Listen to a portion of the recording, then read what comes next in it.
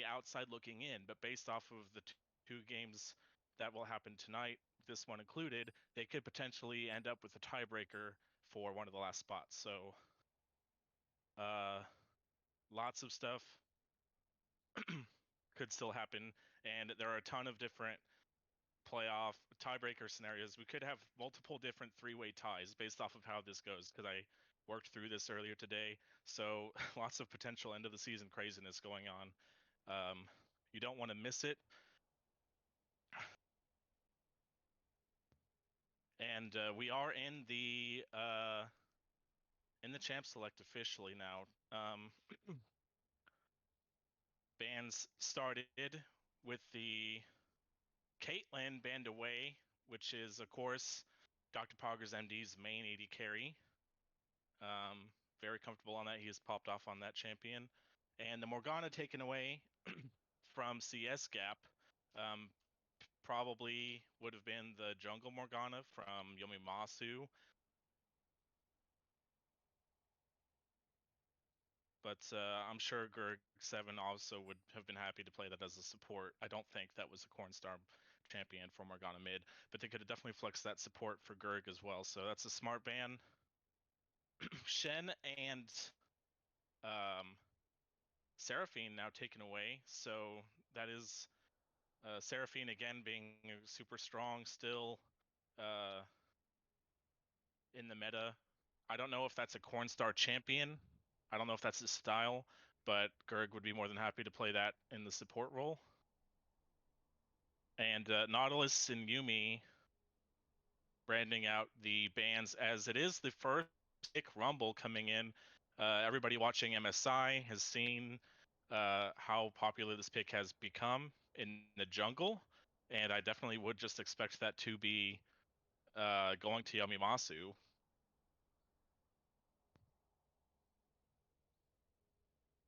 So we'll see what NCS is going to reply with. It's going to be the Ashe. Nope. Switch to the Ornn at the last second. So they're going to blind pick for JJ Bell in the top.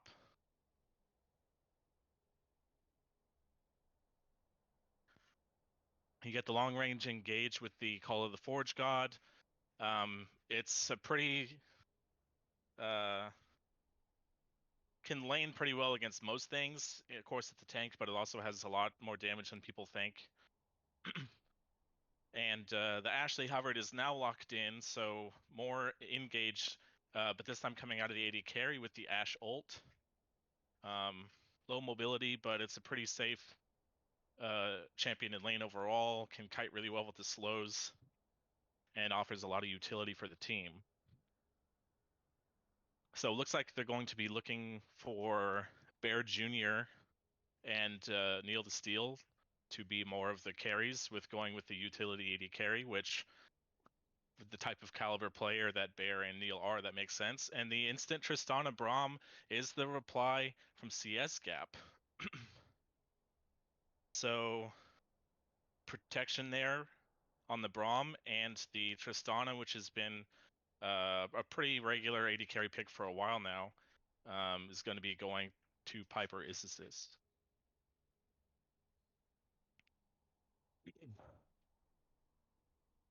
And last pick of phase 1 will be the Kane for Neil the Steel.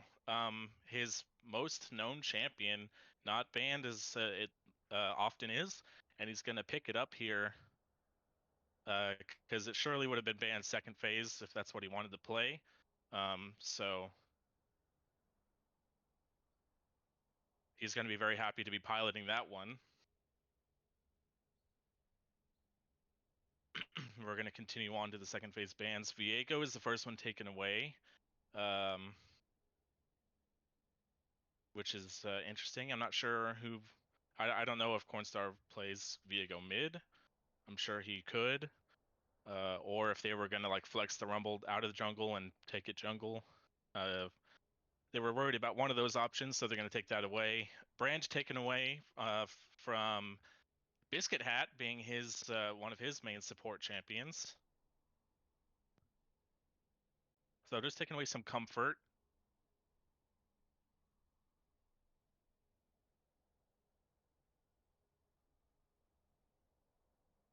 the Anivia, the last band coming out from Neil's Crab Shack, and lastly, Silas taken away from Bear Jr. So they don't want him to steal the Rumble ult or anything else. So we're gonna round out these picks. Let's see. I would expect the blind support here, so that they could counterpick mid for Bear Jr. When we have Cornstar and Bear, these high carry potential mid laners, giving them one of them counterpick over the other is very valuable. So it is the blind pick Leona, or it's not blind because we know Braum. So sorry, that's not blind, but they will counterpick for Bear Jr. Even more engaged there on the Leona. So they have a lot of go buttons with the Ornhorn, the Solar Flare, even the Ash Arrow. And we'll see the answer. The last picks from CS Gap. It's going to be the Urgot coming in there for Rafal. So he's going to look to try to take advantage of that matchup against the Ornn. And now the blind pick mid laner for Cornstar. Unless, of course, it is a Tristana or Rumble mid. And it's actually a Nocturne. So that will be the well, I don't know. You could do Nocturne mid or Rumble mid, I guess, if you wanted. So they might wait and see what the matchup is going to be and flex it.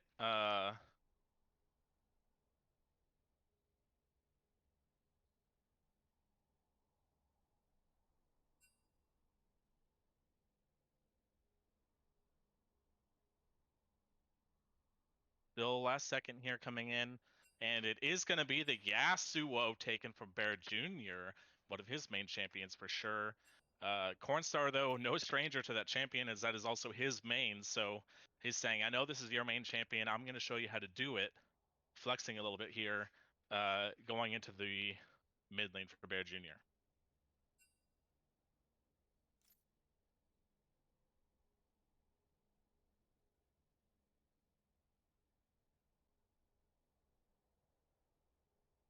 All right, so there's the rounded out team compositions.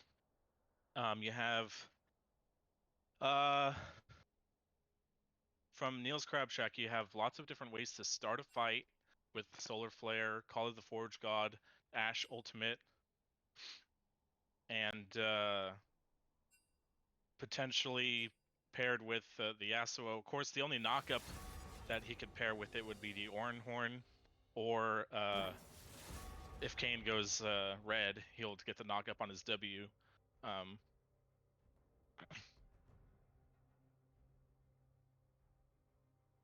However,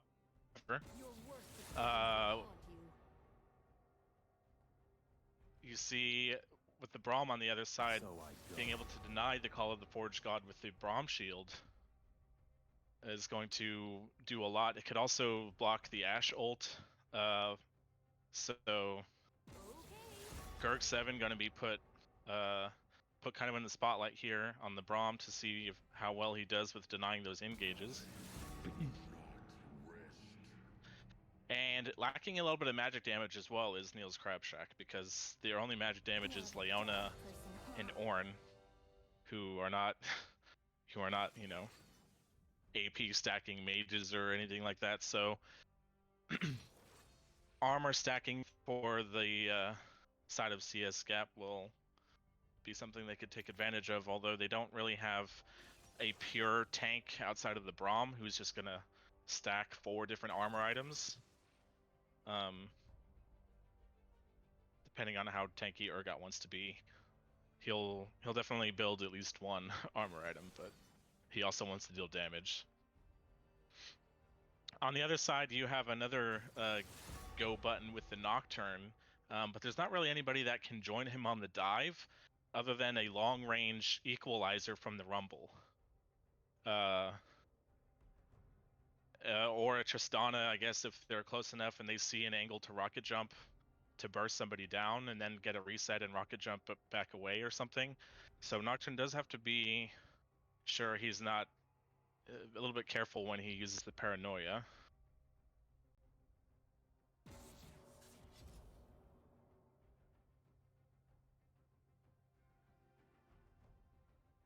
We'll see what these guys do with trading their champions around.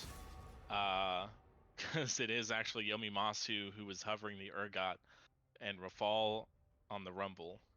I don't expect it to be an Urgot jungle, but I do think Rumble is a champion that Rafal has played a bit of in the past. So maybe they're just trying to mess with them here in Champ Select.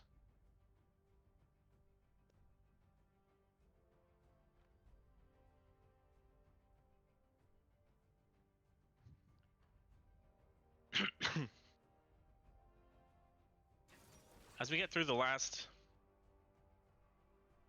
of this Champ Select, talk a little bit more about these playoffs coming in. The other match tonight is Finale versus Draft Diff. Draft Diff, of course, already in first, and they've locked a playoff spot. For sure, Draft Diff will be first or second seed. If Finale 2-0 Draft Diff, then they will both be 6 and 4. But assuming the head-to-head matchup is the tiebreaker, that would actually make Finale the first seed. If Draft Diff wins at least one game tonight, they're locked in for first seed.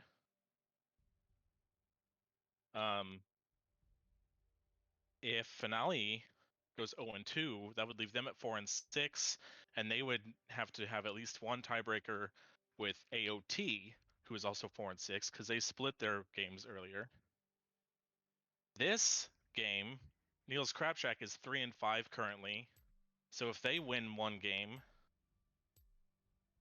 they would be tied with AOT as well. But then, if they were both 4 and 6, then it would depend on Finale. If they go 0-2 to also be 4 and 6, then all three of those teams would have to play a three-way tie for the last seed. Neil's Crab Shack can go 2-0 and go up to 5 and 5, which would guarantee them in the playoffs. But then still, depending on how Finale plays later, again, they could still end 4 and 6 and have to actually, that would be another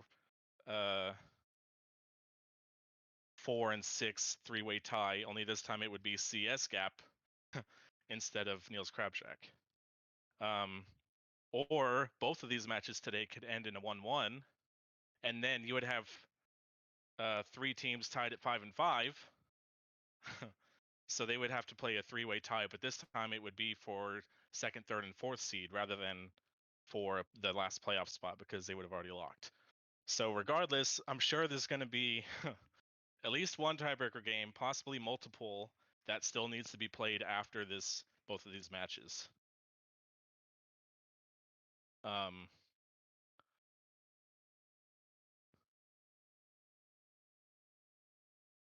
So yeah, this is going to be a spicy week for sure. Gonna go back and look real fast at the draft, and okay, I didn't. Rafal did swap to the Urgot. Cornstar is still piloting the Nocturne mid. So that seems like a kind of a volatile mid lane. It'd be fun to watch these two guys playing at it. Have to watch if Bear Jr. is going to be able to block or win wall the Nocturne Q. If he can do that, I think he would win the trade. If not, it'll probably go the other way. So I like to see calibers of this player, players of this caliber. Wow. Playing a really like volatile skirmishy kind of matchup in the mid lane. It should be a lot of fun. One thing to note here coming into this match is between these two teams, they have a very different kind of numbers from their games.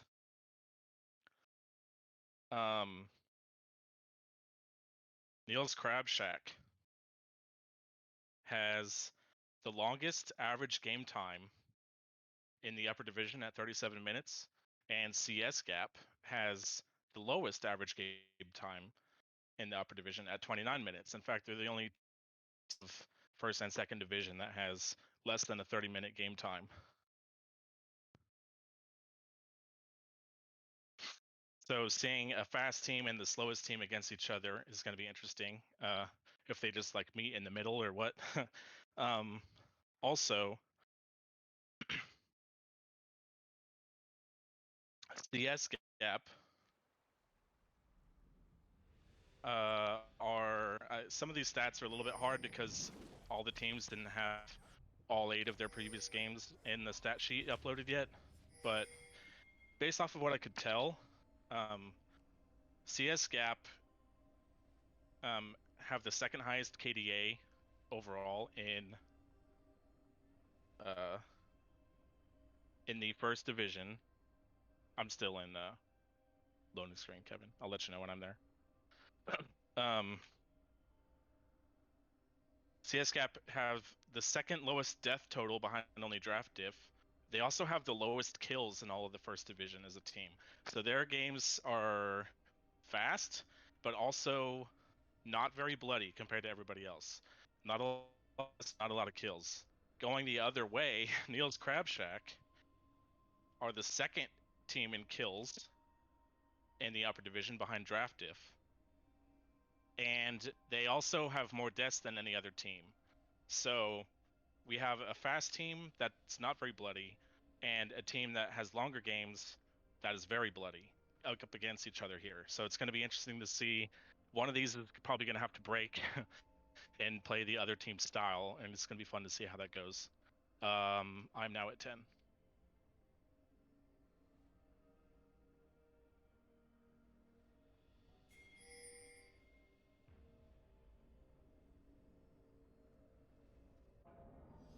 All right. So here we are. Gonna move people around so I call the right stuff. And we're going to see the level 1 here is looking like a 5-point from CS Gap, and it is Neil's Crab Shack actually stacking. And Mimasu's just going to walk in. There's the flash Q, but there's no actual CC to lock him up, and he's going to be able to walk out of that one. He did flash because Neil flashed, and that kind of spooked him. I don't think he needed to because, again, there wasn't any CC that could have followed up there. I don't think Leona was close enough to stun him. But regardless, flash is now blown for both junglers. The only vision that was placed down is from Neil's Crab Shack. They had the ward on that bush going into the river. I think that's called Banana Bush, but I'm not sure. Oh wait, never mind. They did actually walk in and get one onto the blue buff itself. So they're gonna be aware of the early jungle pathing here versus CS Gap got a ward in both of the bushes there on both sides of mid lane and the river. But then they're just gonna back off and do standard bot lane leashing for the jungler. And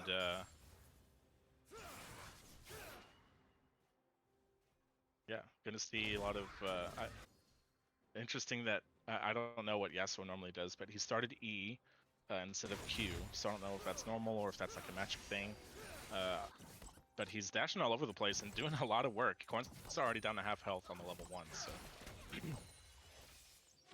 early bot lane is pretty even. I don't know if one of them is set up for the early level 2 yet, as it is. Camera keeps going away, so I can't tell. There's not going to be any fighting then down and off of an early level 2 in the bot side. Here's the fear that's going to come down on the Bear Jr. He does not get the knockup before it goes down, and finally he does, and there's the flash as the Unite is ticking down on the Cornstar. Bear Jr. is chasing him down. He flashes, but he sidesteps the Q. It doesn't matter. He's still going to go down. First blood for Bear Jr.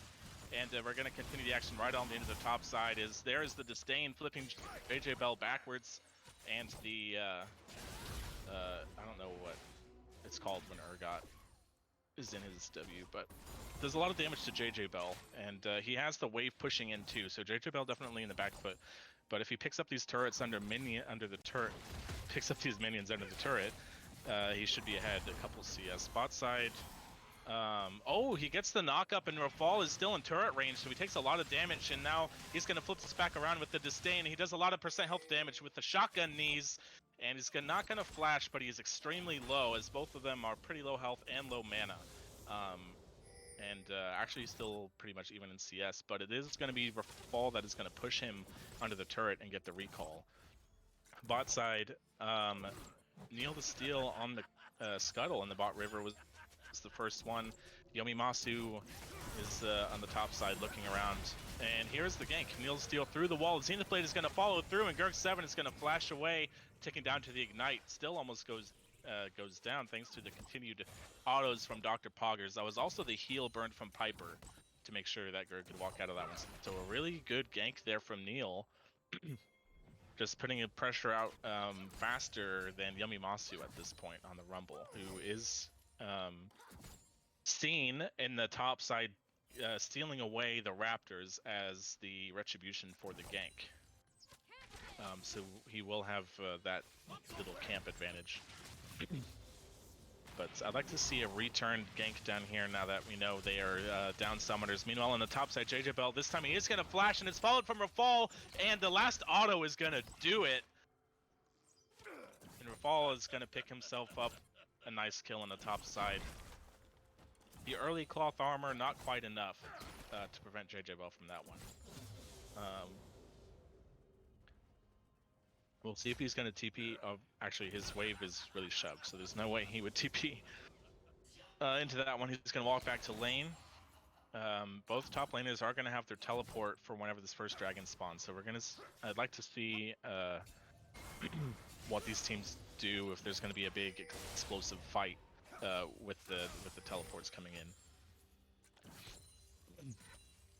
Right now, Neil the Steel and Bear Jr. walking together here into Yomimasu's jungle. They are stealing away this Raptor camp, which of course is not on the screen, I'm telling you from the minimap. And now they're roaming, they were roaming bot, but now they're caught in the middle as the rotation is coming up from Piper and Gurg7. Bear Jr. is trying to get to the blast cone, and he does. Neil Steel goes through the wall. There's the TP from Rafal, but he's all by himself. The flash Zenith Blade, there's no flash on Rafal, but there's no more follow-up from the team, and Biscuit Hat is going to go down. The Fear Beyond Death, I think it did hit Neil the Steel, but he was not low enough to trigger that one. And JJ Bell still sitting in the top side, so he did not teleport to join the team, and that is going to be CS Gap taking the kill and the first dragon. Biscuit Hat a little bit too eager on that engage. It looked good knowing that Rafal had no flash, but his team was not able to follow him up, and he just goes too far. So it's going to give about a 600 gold lead, not too much, but the early dragon stacking is now potential for constantly spilling gorillas and primates. So they're going to be pretty happy about that one. Speaking of oh, never mind. We're going to see a gank in the mid lane. The spell shield comes down, and Neil the Steel through the wall is going to do a lot of damage. They're going to chunk Cornstar down to half health. He's also less than half health now and low on mana. Having not also recalled yet this game. So he is down to the Berserker's Greaves from Bear Jr. So keeping him in this lane longer and longer is going to be bad news for Cornstar, because he cannot really fight Bear Jr. and it's going to be hard for him to contest for some CS. He's just going to get shoved in constantly until he can recall and get some items. But he is ahead still in the CS score, actually, so still not doing too bad in that matchup. Speaking of the early dragons, oh, never mind. Every time I want to talk about it, there's an engage. The instant ultimate from Bear Jr. following the call of the Forge God, and what a nice roam there. Bear Jr. shoving in the Cornstar, who was desperate to recall, and on the instant roam picks up a kill for himself. That's 2-0 on the Yasuo now, so that's going to start to get pretty scary, even if he is... actually, he's even in CS now, because it looked like he taxed JJ Bell some of that. Meanwhile, Neil the Steel does have the ultimate, so he's going to buy some time, and he's going to try to get out. He does Q, but it is not going to be enough. Bear Jr. and JJ Bell were not able to rotate in time to save their jungler. without the Urgot being there and knowing he had 2 members behind him, he must have felt pretty safe doing that, but doesn't work out in the end. So now we're going to see the answer here is a potential dive coming in bot side is not Cornstar is roaming. And he has the paranoia. He does not have too many offensive stats because he went for plated steel caps right away to prevent some of the Yasuo damage, so he doesn't have too much damage yet himself. But they are still looking. Yamimasu is here as well, and they were seen with the shot there, and Neil Steel is topside, so... Oh, actually, we're going to see the instant teleport here from JJ Bell, but there was no engage, so, I mean, he wanted to be preemptive about it, I guess. And they cleared the pink ward, so they didn't know that they had already backed off, so very interesting use of that teleport. Basically, a complete waste, and that is going to be Rafal, who is already up in this lane, also getting some turret plates, so not exactly what you want to see from JJ Bell. But during all that, one good thing for Neil's Crabshack is Neil the Steel did get the Rift Herald, and Cornstar gonna flash over the wall there as very patient. Oh, he's gonna go back in actually, but now Bear Jr. is dashing in. He flashes away. The damage from Yamimasu is so much, and Neil Steel does not have his ultimate. He's gonna go down, and they won the initial.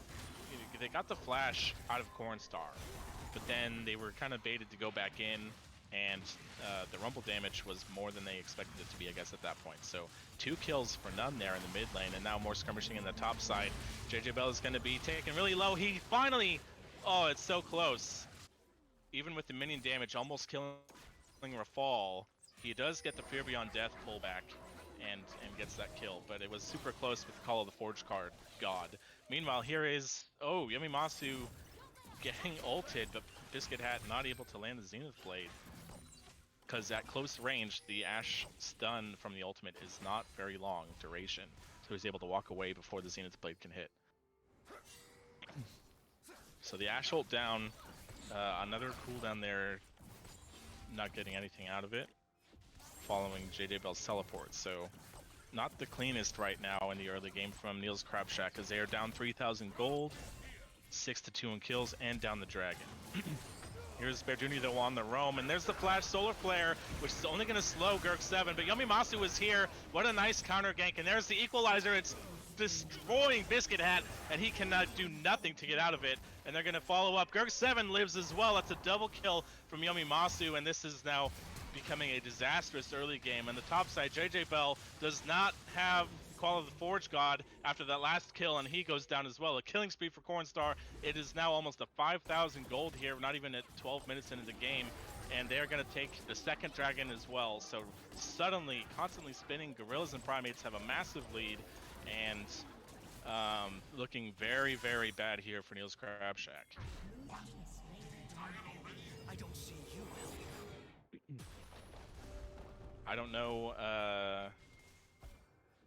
what they're gonna do to try to get back into this one. At this point, it's turning into quite the snowball. Yamimasu being all over the place on this rumble is up, even with all the ganks, is also up in minions on Neil the Steel. Massive CS difference in the top side as well from Rafal, and also about a 20 CS difference in the bot lane for Piper. So I guess that's why they that's why they're called CS gap, because of this, what we're seeing so far this game.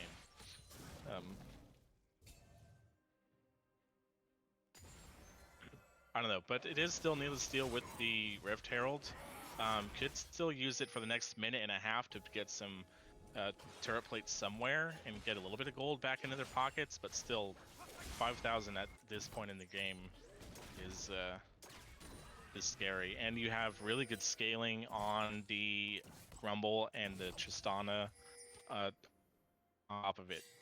Plus, I believe Urgot is pretty good late game as well. So they scale really well, and they're already ahead by so much gold. So it's pretty dire. It's going to be A lot of hard work for them to come back into it, and here's an attempt here. Neil Steel going far, but he does not quite get the knock up. Call of the Forge Guard is used in a interesting direction. I guess he did it to try to prevent the Braum from blocking it. And they did in fact use the Rift Herald here, but it looks like they're going to be able to take it down before it charges. Yes, they do. So really nicely done. They can't even get any turret plates out of the Rift. And so Bear Jr. is now, not quite feared up, as Neil Steel was there to make sure he could walk back out of that one. But even with Rift Herald going to Neil's Crab Shack, it is going to be this turret and the top side that is taken first for CS Gap, which is just going to increase their lead even more. It's now over 6,000 gold as we get close to the 14-minute mark. And here's the TP, and it's going to be a 4-man party in the bot side. What a nice equalizer. Dr. Poggers has to flashback to the turret, but it's not going to matter. And actually, they did the turret aggro wrong, as Piper is the one who had it, so he does go down. It's a 2-for-1, which, considering the circumstances, is not terrible. And it's actually Yomimasu. I don't see how that happened with the turret aggro as well. But he goes down, and now Cornstar goes in, and he does not quite get the kill on the Bear Jr., and now Neil Steel is going to try to finish off Cornstar, but he gets feared under the turret, and he also has to flash Q from Cornstar would kill him. I don't know if he has enough mana. So they're going to be able to get out of that one. The Cornstar in the 2v1, almost killing both of them. But there were two kills on the turret dive bot lane. Looked good at first, but somehow the turret aggro was not managed properly, and it ended up being a trade 2-for-2. And when you're down by 6,000 gold, trading 2-for-2 is fine. We're going to see a repeat gank here, but here's Piper. This is going in, and he's going to have to walk behind the wind wall, and Neil the Steel still really low. He's going to queue away. The rotations are now in for CS Gap with the bot turret going down. And here's an equalizer right on top of Bear Jr. He's going to get the Dark Harvest stack, but it is not going to be enough to kill him. However, it does force him away, and that's Tristana dealing some more damage onto the turret. They're not quite going to be able to get it yet. But it is everybody here basically around this mid lane turret for both teams. The only one who's not is Cornstar, who was on the recall and is now walking bot. However, with their big lead and their priority, they are still going to get that turret. And it is now 3 turrets to 0, 11 kills to 4, 2 dragons to none, and a 6,500 gold lead for CS Gap. Dragon number 3 is spawning. If I am Neil's Crab Shack, I am not even looking towards the bot side of the map when this dragon comes. I would have somebody in the top lane. Oh, they're going to engage instead. Here comes the Call of the Forge God, but it's going to get blocked by the Braum ultimate. And there's a knock-up onto Drafal in the front line. He's going to be the first one to go down. There's a shutdown for JJ Bell.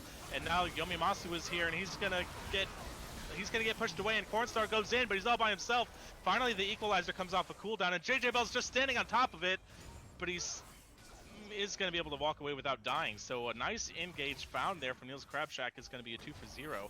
Some shutdowns picked up, cuts about 1,500 off of that gold lead. It's now down to 5.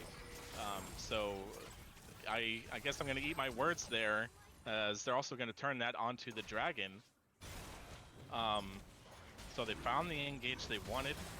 I guess they knew, like, with Cornstar not quite being there yet, and with the equalizer not being on cooldown at the start of the fight, they take the 2 kills and the dragon to prevent the stacking. So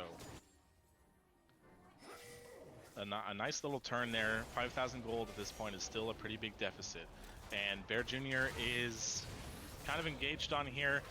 And there's the Urgot going in, and Neil the Steel is going to get the knock-up. He's not going to be able to ult, and they're kind of throwing away this nice play they just had, dying again. But I don't know if he didn't know how many members were there. I mean, they didn't have vision, so I guess they didn't. But yeah, just being a little bit more aggressive than they needed to be after having a really nice comeback play that they just made. You want to keep that going. You don't need to start overreaching again.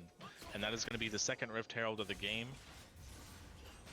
taken this time for CS Gap.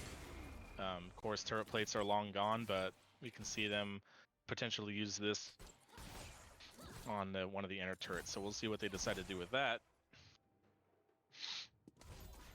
And yeah, we're gonna check back in real fast while we have a lull on the items and the gold. So 20 CS advantage still for Piper, still doing good down there. Pretty even in mid, 10 in favor of Cornstar, and still 30 in favor of Falls. So he's doing really well for himself up there. Mythic items on everybody except for Rumble for CS Gap because he opted for the early Zanyas. And Biscuit Hat does not quite have his. I'm expecting him to go for the Locket. But so the other members, all other 8 people have theirs. Double Kraken Slayer for both AD carries, pretty expected.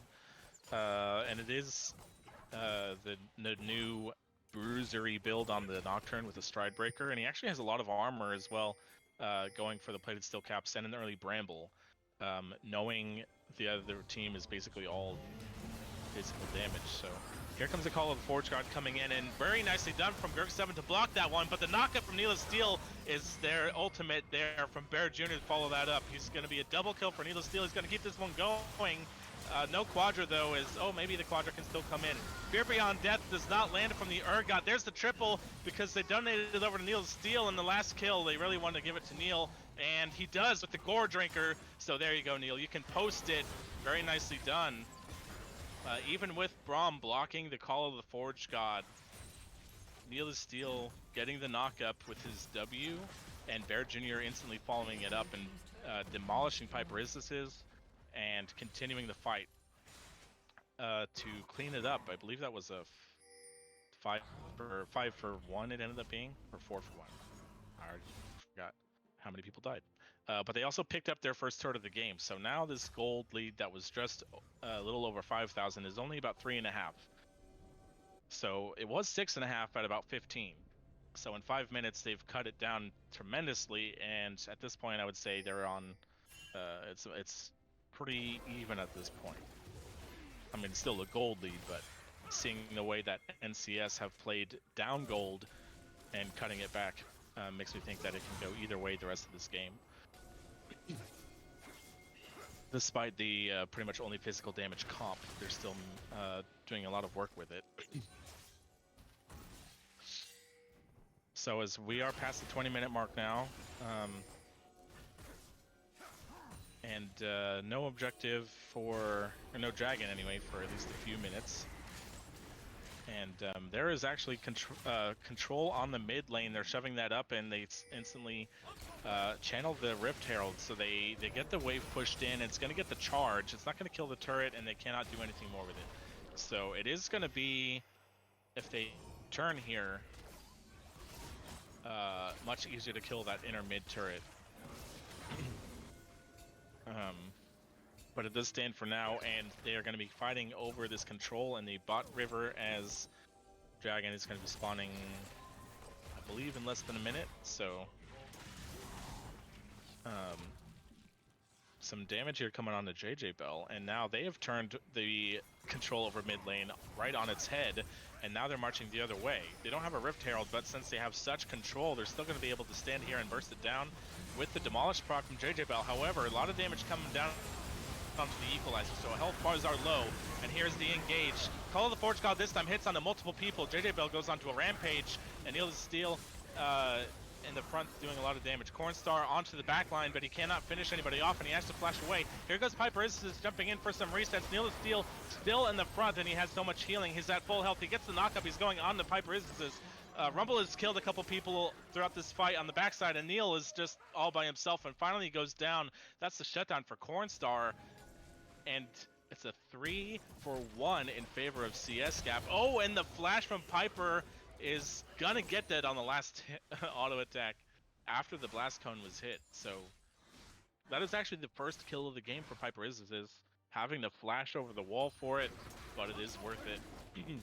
And they're able to use all that control to take this dragon. So that will be their third of the game. They will be on Soul Point for the Infernal Soul.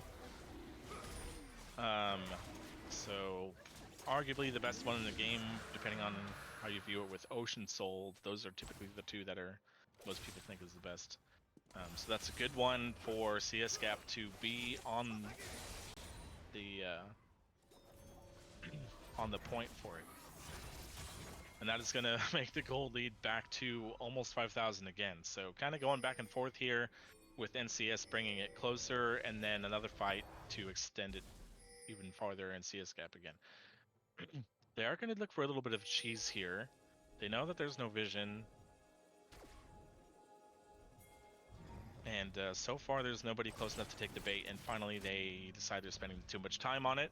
Maybe they were trying to turn onto a fall, but he's able to walk out. There is, they don't use the Ash ult or anything on him, so he's just gonna be able to walk out of that one. And, oh, wow. So a lapse there and judgment probably from Niels Crabshack is while trying to set up that cheese bush, they let the minions push and take their inner turret without a champion being there. So some mismanagement of the waves there from NCS. A little bit more gold then into CS Gap's pockets.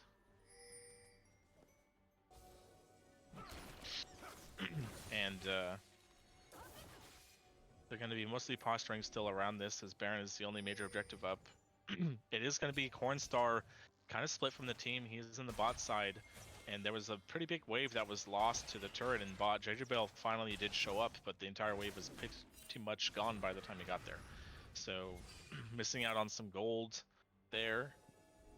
And they now are set up in a 1-3-1 with Bear Jr. on the top side and trying to get control of these side lanes.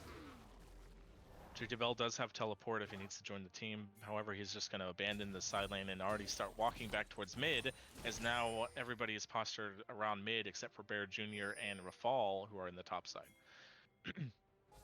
And now this will be CS Gap coming back towards the Baron and potentially being able to take control of the vision.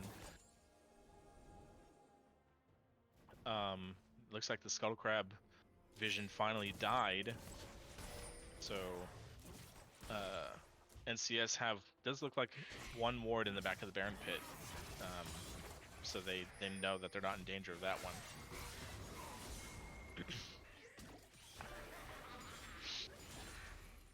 So on the resets, again, neither team looking like they're really trying to push for the Baron, just making sure they have vision so that the other team can't sneak it. And Cornstar is again going to return to the bottom and get this lane pushing, as everybody else is pretty much gathered around the mid lane. So they know Nocturne's not there. This may be their avenue to go in, and then finally it is. There's the Ash ult. Equalizer is onto as well, but the teleport from Cornstar is in, and then he's going to instantly ultimate onto Dr. Poggers, and he's going to die on the other. There's two more deaths on the other side. There's a flash W from Kirk7. Cornstar finally goes down to Neela Steel's ultimate, and one more knockup is actually going to mean that Tristana is dead as well, but that is going to be all she wrote for Niels Crabshack. A 5 for 2, and Yomi Masu, Rafal, and Gerg7 alive should be able to push down this Baron. They are finally going to go start this one up. So they tried the engage, knowing Cornstar was not immediately there, but he TP'd, and as soon as he got there, used the paranoia onto Dr. Poggers, and that is the fight. So now 6,500 gold is the lead before the Baron is taken. This does take a while, but there is no contest, and finally it does go down. So massive lead now for the side of CS Gap. This is a small opportunity on the resets for NCS to try to get some vision down here before the potential Infernal Soul spawns, but they're not able to do too much. And CS Gap is back out on the map here. So Rafal stayed top. Actually, he's recalling right now. He does have his teleport. Teleport for JJ Bell, but JJ Bell just walked here. So we are seeing the teleport now from Rafal straight into the bot lane. So they just want everybody to be here for the start of the fight. They were able to get back and spend their gold, so there are definitely item advantages for CS Gap, but NCS cannot let this Infernal Soul just go over. They have to contest it even from the deficit that they have. So we'll see. It was kind of started up and then they backed off. Cornstar is gonna start threatening the side lane with the Baron buff, but he has the paranoia, so he can join. He turns off of it, and now he's kind of behind, and Dragon very slowly being whittled down from both sides. It is now about half health, and then it resets. So neither team fully committing to it yet, and both sides are really afraid to overstep. And finally, it's going to go down, and it is the equalizer that secures it. That is Infernal Soul. Yomimasu goes unstoppable. It's so much damage coming through. That's 2, that's 3, that's 4, and JJ Bell's left running for the hills. 5 for 4 so far, and Cornstar is on the chase. JJ Bell's pretty tanky at this point, but Cornstar with the Infernal is going to be able to take him down. Dirk 7 coming up to get the stun, and that is going to be CS Gap now. The 5 for 0, the ace coming through, and they're just going to start pushing into the base here. Hyper has been falling the bot side. Yomimasu is pushing up mid lane, and they're knocking on the Nexus turrets. They're not going to be able to end, but they have such a massive lead now, over 10,000 gold. They're going to get this one bot lane inhibitor. We'll see what happens if they stay. They are recalling. Okay, so they get the one inhibitor. Not too much of the base taken yet, but they have the Infernal Soul. Baron is going to be wearing off, but it is a 12,000 gold lead that they have, and they just got the resets to go and spend all their gold. And now it is not impossible, but nearly impossible, I would say, for Niels Crabshack to try to get back into this one.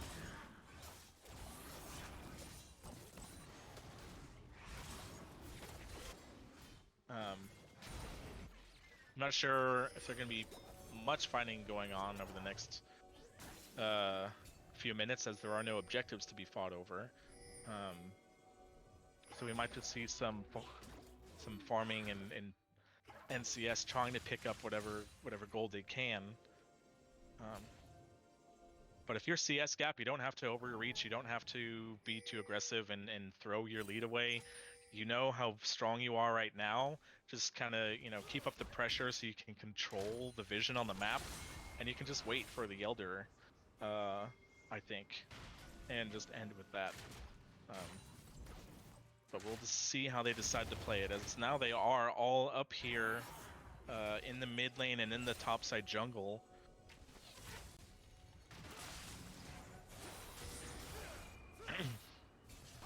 And JJ Bell did a pretty good job of pushing those minions out, so they don't have to worry about the super minions in the bot lane for at least a little while.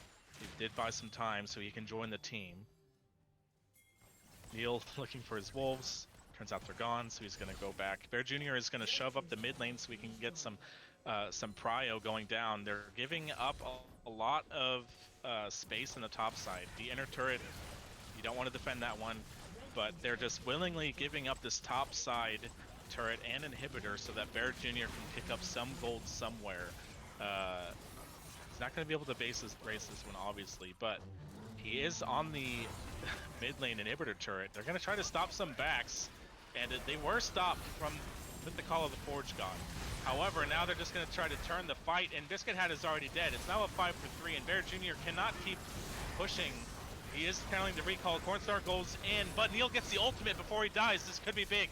He is able to live, and he gets back to the fountain, and there's finally another kill going down. Dr. Popovich is dead, but the turrets are going down, and the Nexus is exposed. We'll see if they're able to defend this one. There's a big ultimate, but Bear Jr. gets deleted. JJ Bell goes down. Neil Steel goes down, and it was a nice attempt from Bear Jr. to trade some gold back, but in the end, it's just going to be CS Gap turning the fight and taking down the Nexus in Game 1.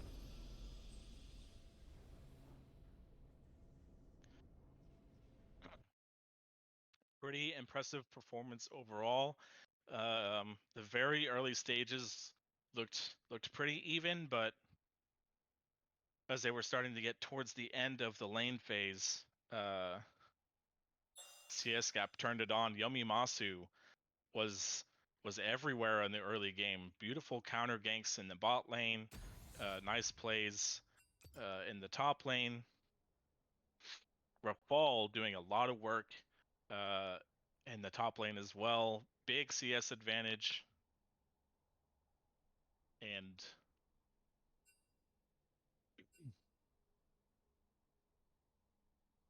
yeah. Looking at the damage chart real fast. Wow. 31,000 damage, nearly 1,000 damage a minute coming out of Yomimasu, way more than ever, basically double anybody else in the game. Some good numbers there from Rafal and Cornstar as well, and Neil the Steel leading Neil's Crab Shack with the cane. But yeah, Yomimasu, great early game. Equalizers were on point, and he just shredded through this game. So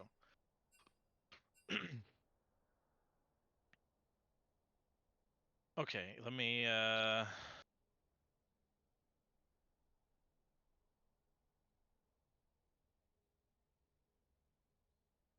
try to get straw poll here.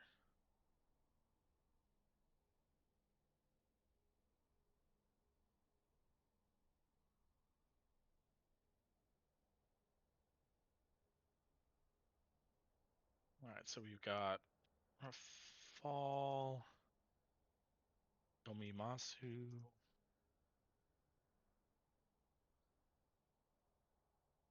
Cornstar, Piper is, and Gerg 7.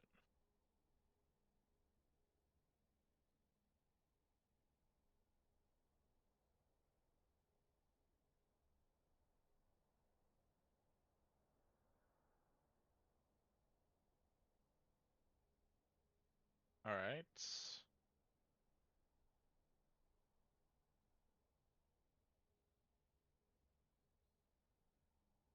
I've literally never done this before, so I'm hoping that worked.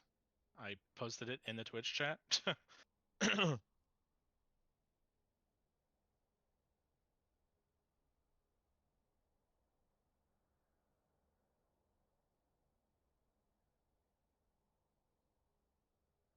How do you? It wouldn't let me post it more than once because of, huh? Oh, okay. Kevin's a mod, so there you go. There's your straw poll. Uh, once again, I think you have a couple different options for fall. Really controlled the top side, had a big CS advantage. Got the first turret top side without even having Rift Herald. Yomimasu was played the map extremely well, and obviously the damage kind of speaks for itself in a 32-minute game and doing 31,000 damage. Cornstar being a little bit behind Bear Jr. in the early game, with Bear Jr.'s 2 early kills, but turning it back, and then some really good play from Piper and Gerg 7. So those are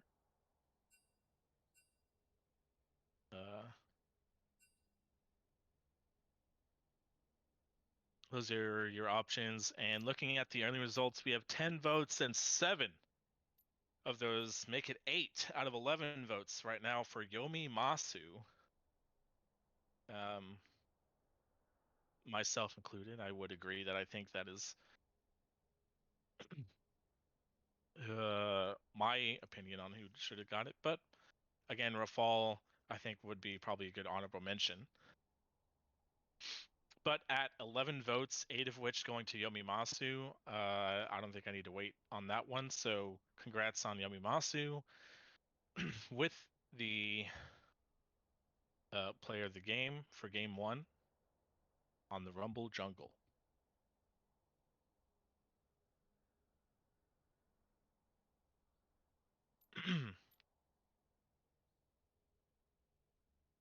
Sorry.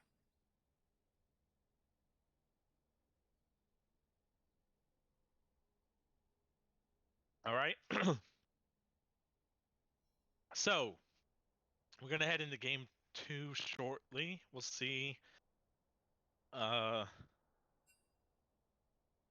what's going to be the difference here. I would maybe expect a Rumble ban just because of how that champion is strong in general, and then obviously like seeing the results of how well Yomimasu did on the champion, I could definitely see that being worked in as a ban. um, from Neil's Crab Shack, or even taken away. I I know it's not one of Neil's normal champions, but I know he's uh played it at least a couple times recently just to kind of see what's up with it. So I don't know how much time he's put in on it, but maybe if he feels good about it, they could even trade that uh as they're going to be first pick this time. So that could be interesting.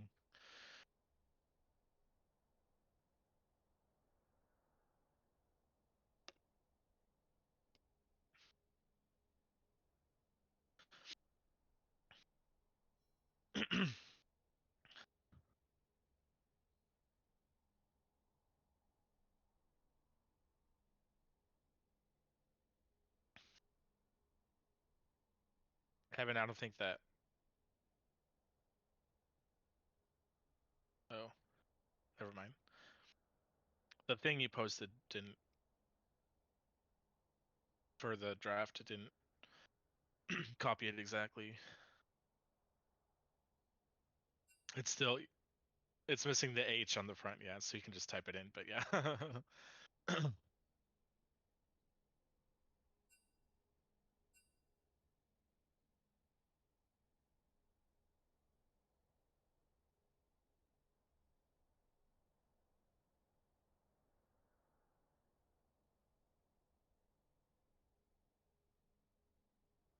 All right, so I got that typed in, and here we are. Timer is going, and we are on our way. So it is actually a Tristana band away here first. Piper is, although he didn't get many kills, I think for a long time he only had one kill, but he was up in CS and played the champion really well. And so they're going to take that away. Again, the Morgana. And we'll see if their third ban might be the Rumble or if they're going to keep it something from game one. Shen taken away from Jeju Bell, as well as again Caitlyn from Dr. Poggers.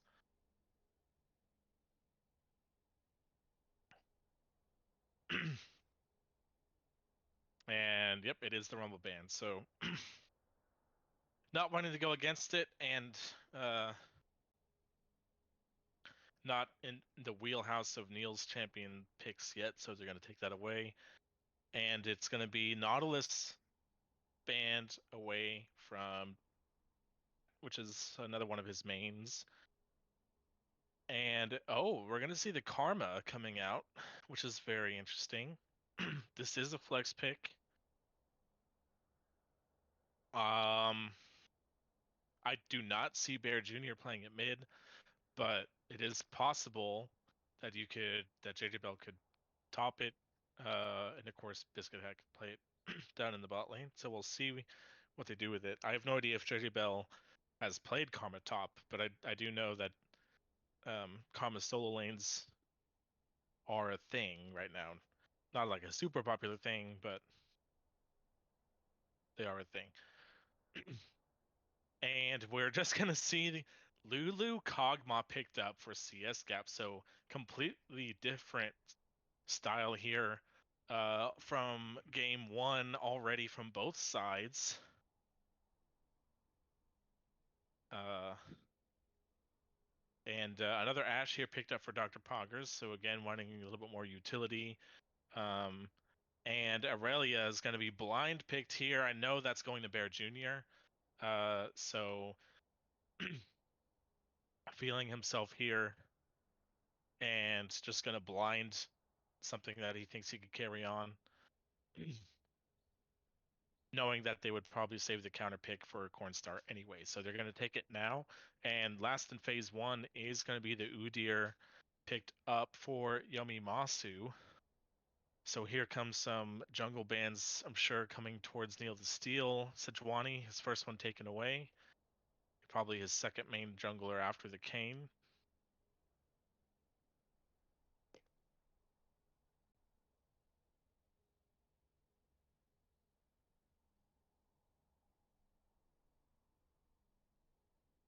See what their options are. You can ban away some Cornstar mid laners.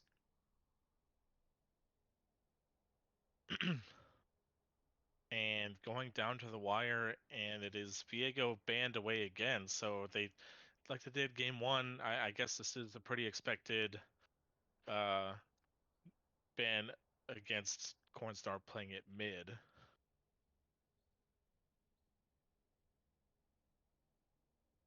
And Brand taken away, so Kane still a possibility for Neil if he wants to go back to it. Brand taken away from Biscuit Hat, and Anivia again taken away from Cornstar. So, you can pick Cornstar here and save counterpick for a fall, or if you still want to see more of the enemy team comp before you pick Cornstar's champion, you can pick top here. And it's a set. So again, they're going with some flex champs here, going either mid or top. So we're gonna see Lux taken, and that has to be a Lux support, I would think.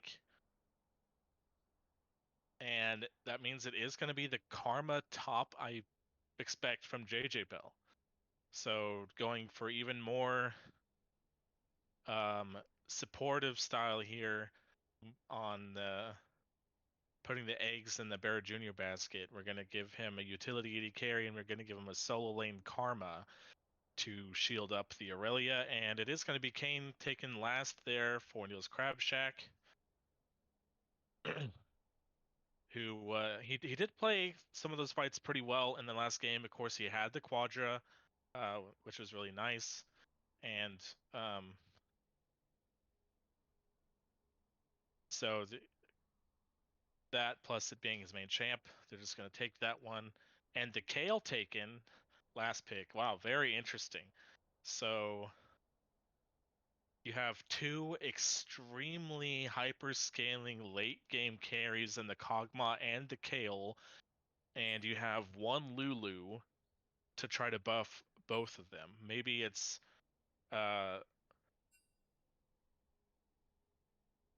there's not a ton of like lockdown from NCS, so maybe it's like, hey, we can pick Kog'Maw and Kale because they can't lock either of us down. There's not a lot of easy crowd control. There's not a lot of like super dive capability, unless Aurelia just gets a nice ult and jumps back there, or Kane coming through the wall.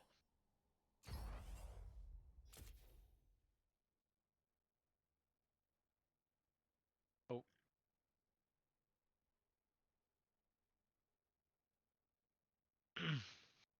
We are going to be slightly delayed. We accidentally had a blind pick lobby, so we're going to have to redo the lobby real fast.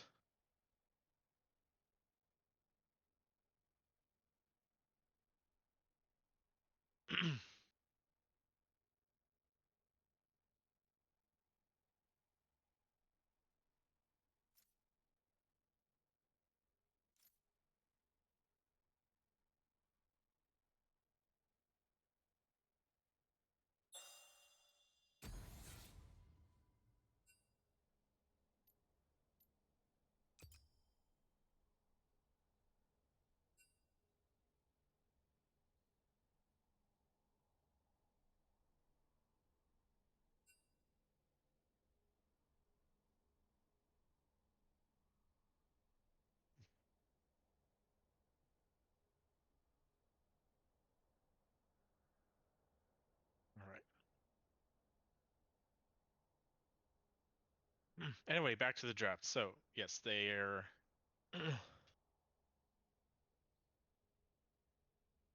lacking, kind of lacking some engage on both sides, to be honest. The best engage they have really is like an Ashe ult, or Aurelia just having a good angle for an ultimate. On the other side, really all you have is Udyr running at you, which he can run at you pretty fast, but there's not really any CC on their side either, other than like a flash pull back from the set or flash ult from the set. something like that. So both sides Right. just bringing a lot of damage potential.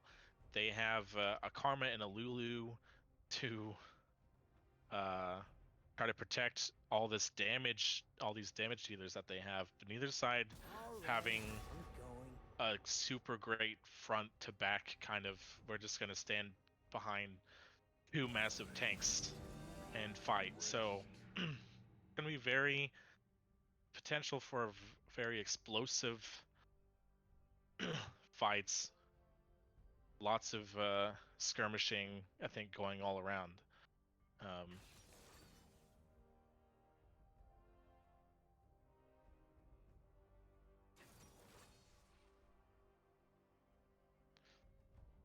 There is a more pick potential, though, I would say, probably looking at Neil's Crab Shack. If you find somebody with the Ash ult, and then you hit him with a Lux Bind to pair with it, you should be able to kill anybody, even if Lulu is standing next to them. Or unless, of course, they just get KO ulted. But they do have those tools if they can find the right targets. And then you can look to turn a fight with a numbers advantage if you are able to burst somebody out with that. So with Neil's Crab Shack, losing game 1 means they have to win this game for there to be any chance of them making playoffs. If they win this game, then they will be 4-6, and they will have to be hoping for draft diff to 2-0 against Finale, which would then make Finale also 4-6, and Axolotls on top is also 4-6. So they have to hope for a 3-way tie for the 4th spot, with 3 teams at 4-6, and then playing the tiebreakers. All of those teams, by the way, will have been 1-1 against each other, so there's no matchup or head-to-head advantage in any of that. So, yeah, they would just have to figure out some massive 3-way tie. Or if CSGAP win this game, then that will put them at let's see. They will be at 6-4 if they win this game, which will automatically knock Neil's Crab Shack out, and that will put CSGAP. Actually, technically, potentially, they could also take first seed if they win this game. If Draft Diff lose both of their games and they fall to 6-4 instead of from 6-2 where they're at now. So technically, I think CSGAP could be first seed if they win. But that would again be. Oh, okay. So Kevin tells me actually draft diff is 2-0 over CSGAP. So even if they win this game, draft diff have the head-to-head. So CSGAP would be the 2nd seed if they win this game, and if draft diff lose both their games. But if that happened, then Finale would also be 6-4. So then there's another 3-way tie, kind of. So I don't know. Anyway, lots of different ways that there could be 3-way ties still happening. If you are AOT, let's see, what are you hoping for if you're AOT? You need.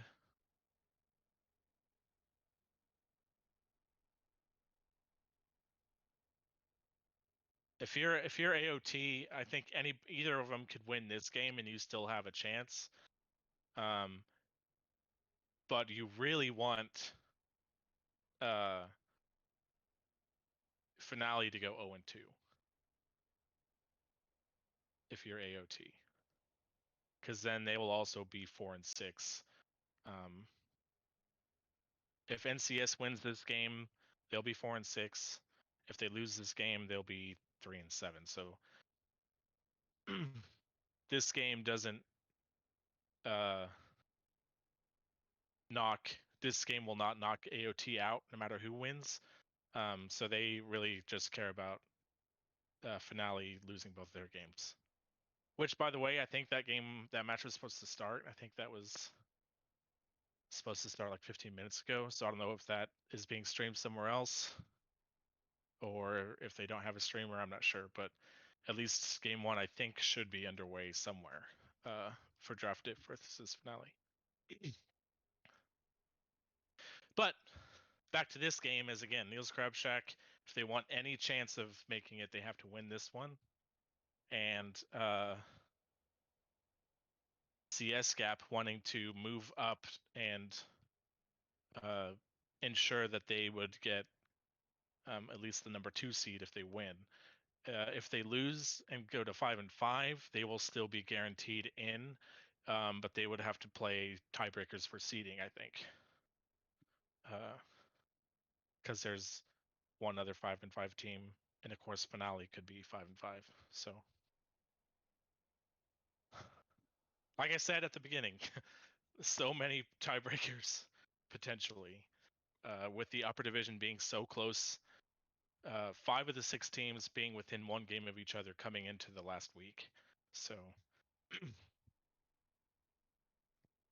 my sports nerd is going off on all these playoff potential scenarios from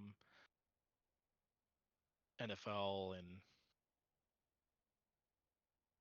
March Madness and all that kind of stuff. Anyway, we're finally in loading screen, so we should be into game. Apologize again for that small delay as we had to make a new lobby. So, all right. So right now, I'm gonna take an opportunity here. I'm looking at the skin game, and it is Yomimasu and Cornstar on base skins. So, shame. And some pretty good skins coming in. I loaded in, and I am now at shit. I accidentally went past it. Okay, I'm at 10 seconds now. I just moved it back. Okay, so last game it was the 5-man stack from Neil's Crab Shack that led to both of the junglers trading flashes. This game, they are a little bit better off as they have the Lux binding.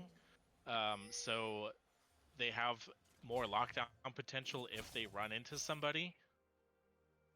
And oh, this is actually pretty interesting. They expect a 5-point because they saw Bear Jr. I don't think they expect their entire team to be down here. Oh, but Neil shows and never mind. So they're just gonna walk back out.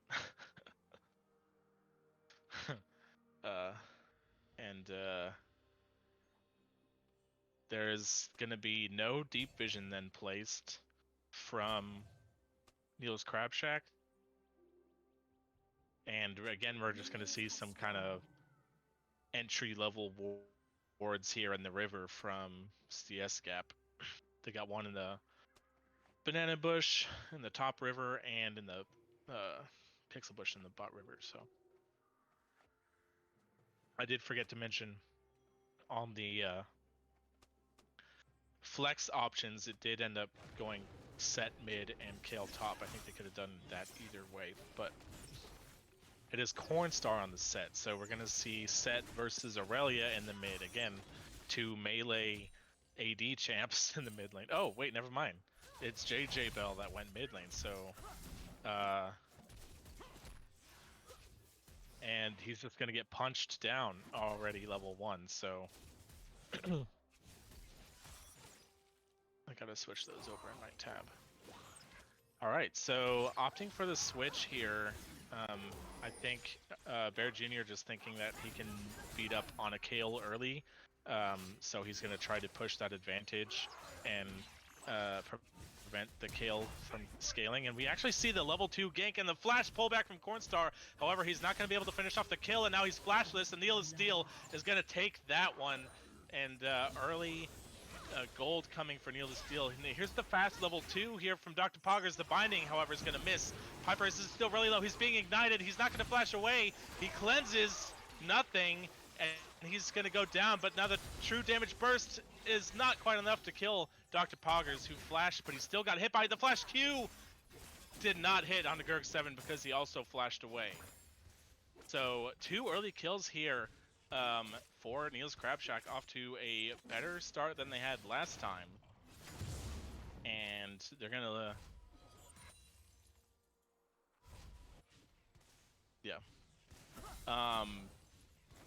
they're saying they're not gonna go quietly into the night here in the last week of the regular season. They're gonna try to turn this on here in the last game and hope for the tiebreaker for the 4th spot. Lots of game, of course, still to go before then, but first couple plays very nicely done in their favor. Already over 1,000 gold at 3.5 minutes, so they're going to keep that one going.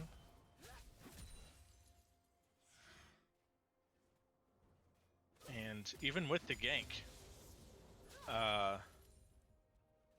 Neil the Steel is going to be pretty even, maybe 1 camp behind. And we're going to see the repeat gank here onto the flashless Cornstar, even with the roam from Bear Jr., who is just walking around with Neil. I think they were expecting to find Yomimasu on this bot scuttle, and so they just wanted to keep the advantage going for Neil. Yomimasu was not there though, but it will mean that it's a double scuttle secured for Neil the Steel on the Kane. Bear Jr. canceled his recall on the ward, so they know that he didn't finish it, and now he's just going to TP to the top. So they will not have a TP for a potential early dragon. Meanwhile, they're just going to see the root land on Naomi Masu, and here comes Neil the Steel, and Biscuit Hat on the roam. That's a big shield from the Haymaker. Neil the Steel goes in, and he does get the last kill. The flash stun, though, on Neil the Steel. Yomi Masu is going to chase it down, but he can't get it because he's rooted by JJ Bell, and he is finally going to go down to the grasp proc from JJ Bell, and that's now a complete disaster in the mid lane from CS Gap. 4-0, and nearly 2,000 gold is the advantage for Niels Crabshack, as we are just now getting to 5 minutes. So yeah, really turning up the heat here is Niels Crabshack. Really nice roam from Biscuit Hat really is what secured that one in their favor. You don't typically think of Lux support as one that's going to just show up mid, but other than like a long distance final spark. But regardless, I did say the one disadvantage that they will have is they do not have a TP junior if there is an early fight over the dragon. But he has so much I mean, he's up 15 CS and he just spent like a whole minute and a half outside of lane. So that is the advantage. Meanwhile, the TP is just going to be bot lane. What a nice binding is going to hit both of them. And Gerg7 is going to go down here on the turn. And the Kog'Maw passive is not enough to finish Dr. Poggers. And boy, they are just taking it to see his Gap right now. Niels Crabshack now 6 kills and 3,000 gold. Basically another 1,000 gold every minute of the game so far is what they've done since a couple minutes in. There's the Hawk shot, which does see Yomi Masu on the bot side, and he is clearing this ward. Now no teleports on the side of Niels Crabshack. Oh, Bear Jr. is in a little bit of a tough spot here, but he's just going to turn it. And there's the teleport from Rafal, but now Bear Jr. is just going to walk out down here towards the bot jungle. There's the heal for the move speed onto Yomi Masu, and Bear Jr. finally gets to the blast cone, and he's over the wall by himself now, and Yomi Masu has to walk away. He kites away from the stun very nicely, and no one is going to die, but that was the teleport used from Rafal. And Bear Jr. actually didn't even have to flash to get to that one. He still has it. As they lane swapped earlier, and JJ Bell is on the top side, and he is going to be actually answered now willingly by Cornstar, who also roams up here. So wanting opting to keep Kale against the Aurelia, who actually has a level lead, because spent less time roaming and more time in the lane, but still down. Actually, it's pretty much even now in CS, so he has brought that one back up. But yeah, on the minimap, both of the junglers are seen at the Dragon Pit, and now nothing's going to come of it though. And JJ Bell is going to poke down Cornstar, who's really low health. However, Karma not super threatening with the kill when Cornstar has the Haymaker shield, but a Mantra Q would burst him pretty low. Doesn't opt to do it, and he's just taking control of the top lane. Well, there's the stun onto Rafal, who has the ultimate, and finally uses it to prevent Bear from diving him, but Bear Jr. with his... he doesn't even have kills yet. He's just been roaming around a lot, but only has a CS lead, and well, not even a lead at this point. It's pretty even. But without a lead, just taking it right onto Rafal and making him use the ultimate, and that's going to give them the agency with the control over the mid lane to start up this dragon, and Needle to Steel, and now aided by his bot lane, are going to take the first dragon of the game, which went the other way in game 1. Bear Jr. in the mid lane, pushing up, getting a solo plate for himself is going to feel nice. So now he does have a little bit of a CS lead, plus he has the turret plate. And the answer from CS Gap is that Yomi Masu and Rafal are right now hammering on the Rift Herald, which should go down any second now. We'll probably hear that notification since the camera will not show us. So they will have the early Rift Herald. They will try to use that to bring back some of this gold deficit that they have with some turret plates and potentially a first turret if they can find the opportunity. And I didn't even hear it, actually, but it did die. So Yomi Masu has the eye, and now they're just kind of fighting up here. JJ Bell gets pulled in. He gets the root. Cornstar is taken pretty low because all he has is a longsword, and he uses the Haymaker, but it's not going to prevent the damage coming out of the Kayn ultimate. A flash ult, but it doesn't do anything, and he's just going to go down as there was a flash over the wall from Bear Jr. Meanwhile, bot side Piper just gets hit by the Ashe ultimate, but the shield there and the ultimate from Gurg7 is going to keep him alive. That was the heal traded for cleanse off both of the AD carries, and they were both sitting about half health. But oh, there's the poke coming out of Biscuit Hat, who is not level 6. He doesn't have the final spark, but when he does, Piper is just going to be really careful. No deaths came, by the way, out of that kind of skirmish in the top. Oh, never mind. Cornstar died, but no deaths came after that, as they the rest of CS Gap was able to get back to the turret. And now you were basically seeing just a complete opposite of last game, where it is Neil's Crab Shack with a 4,500 gold lead. Basically, yeah, here getting close to the 11-minute mark. And instead of Yomi Masu being everywhere, it is Neil the Steel who is everywhere. 3-0-2 already on the Kayn. He's definitely building towards Rost, I would say, with the Iron Spike Whip and the Phage. And since he has been so involved, I wouldn't be surprised if he has that very soon. Or maybe even has it right now, I'm not sure.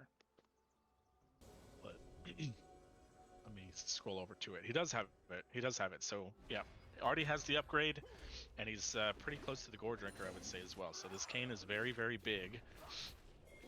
Lots of members are down here on the bot side, as that is the Rift Herald summon from Yomi Masu, but Bear Jr. and Neil the Steel knew that that was going to happen. They are on the roam. However, their bot lane had recalled, so their bot lane is not here yet. It's the 2v3. They do get the charge. It will not finish the turret. They're just going to take the 2 turret plates. So a couple hundred gold will come back, which is going to feel all right. But definitely, oh, the recall is interrupted because he was backing on a ward. Nice job from Neil the Steel. Doesn't really mean much, but it's going to just kind of annoy Yomi Masu a little bit. Get under the skin of the soon-to-be ex-commissioner. And yeah, things have kind of quieted down. Finally, we see the Kayle matched up with Karma instead of with the Aurelia. Which at this point, Kale is level 10, close to level 11 soon maybe, so doesn't have to worry about Karma being very threatening. Now that he's going to be leveling up soon, so. That is also a more than 20 CS lead. Oh, never mind. We're going to see a gank here on the Cornstar. The knockup is coming through. The stun is not quite landed, but he's still in the middle of 3 very strong members, and Bear Jr. is going to pick up that kill. That is 2 kills now for Bear Jr., who's also up by 40 CS on Cornstar, so this is a massive Aurelia. And the root is going to come in. JJ Bell doing actually a pretty good amount of damage there onto Rafal. So maybe there's a little bit more to this Karma still, but when Rafal has level 11, I think that should at least definitely be in his favor with the Ascension. And yeah, so we're gonna see a nearly 5,000 gold lead thanks to that last kill for Bear Jr. And the second dragon of the game is going to be spawning very, very soon. Right now they have priority in the mid and the bot lane. There are TPs on everybody in the game, so this could be a potential big fight on the second dragon of the game. Control still for Neil's Crab Shack, but here is Yummy Masu going to try to sneak in here and into the river, but he is being held off from the bot lane who rotated up, and they just went ahead and started it. And Yummy Masu is around, but he's not going to be able to get anywhere close to it, and it goes down. They're going to even potentially turn the fight onto him. He's being slowed, but he can just run away with Bear Stance. The ultimate finally does come down, and here comes Neil the Steel through the wall. The binding, and then the knockup is so much damage, and he has to flash away even with the protection of the Lulu ultimate and the Lulu shields. Here's the TP from Cornstar, who's going to try to chase down Neil the Steel, but he just can't do it. TP coming in. Oh, the flash knockup from the other side is very big, and Neil the Steel is inside Cornstar. Does a lot of damage. There's another flash. Cornstar is getting out, and finally both of the TPs for the other members are channeled, and it is a full 5v5 in the bot lane. Nobody has died yet, though. Just Summoner's Burn. Flash, 3 flashes for CS Gap, and 2 flashes for Neil's Crab Shack. However, nobody dies. Ults used as well, but everyone's going to walk out of that one. However, it was the second dragon of the game going over to Neil's Crab Shack, and so it's going to be around the 19 to 19 and a half minutes when the third dragon is spawning, which with the gold lead that Neil's Crab Shack have is going to be pretty big for them looking to get to Soul Point. And it will be a Mountain Soul this game. So they're going to be happy if they can get that one to get the shields and their resistances to prevent some of this damage. Okay, so still no kills on the side of constantly spinning Gorillas and Primates. But you know, if you're them and you're down, you're not down much more gold now than you were like 3 minutes ago. So when you have a Kog'Maw and a Kale that are going to continue to scale and scale, you're not quite despairing yet. However, it is still a tall gold lead to have to surmount. And there is the instant stun right onto Rafal, who's going to ult and then flash out of the final spark. The flash from Dr. Poggers, who's not going to be able to keep that one going. And Neil Steel is desperately trying to ult onto Rafal, but he's just going to kite him out and go to the turret. So suddenly, oh, the Piper is going to be caught in a bad spot. So they're going to turn that one into a 1-for-1 overall in the extended skirmish. But Neil the Steel, not having the cooldowns on his W to get the damage down so he can ult, diving into the turret anyway. And that was a big shutdown going onto Rafal, which is not what you want. As I was just talking about the scaling of this Kale, who is doing a pretty good job in CS and now has that one shutdown. and is level 12. So getting, you know, more and more of a time bomb here until level 16. Doesn't have an item yet, but I mean, has finished his coal stacking, and will at least have the Nash's Tooth, as it is there as he finally recalls, and gets what is that? Something I don't know what that's called, but it builds into the Rift Maker. I'm pretty sure. So that will be the mythic item that Kale will go towards, which I think is pretty normal. So, not that I see many Kales this game.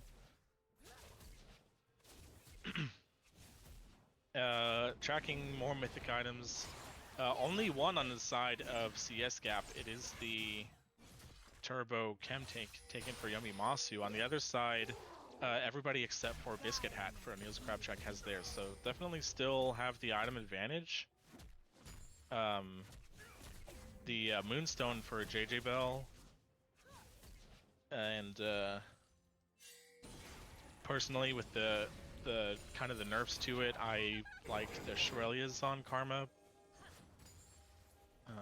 especially since this is a solo lane Karma, so you're not always gonna have people around you to be shielding. But regardless, and then the Immortal Shield Bow for Bear Jr. I think sometimes some people might opt for a Triforce with Triforce changes, but Shield Bow is probably still the more popular Aurelia item. And yeah, here's the Rift Herald being spawned. Ooh, and Piper is gonna ulted by Lulu because he got ulted and stunned. But Kane again going really deep. He almost gets the kill, but it is thanks to Rafal that he lives. And the Aurelia ult hits nobody, which might have killed Piper if it hit him.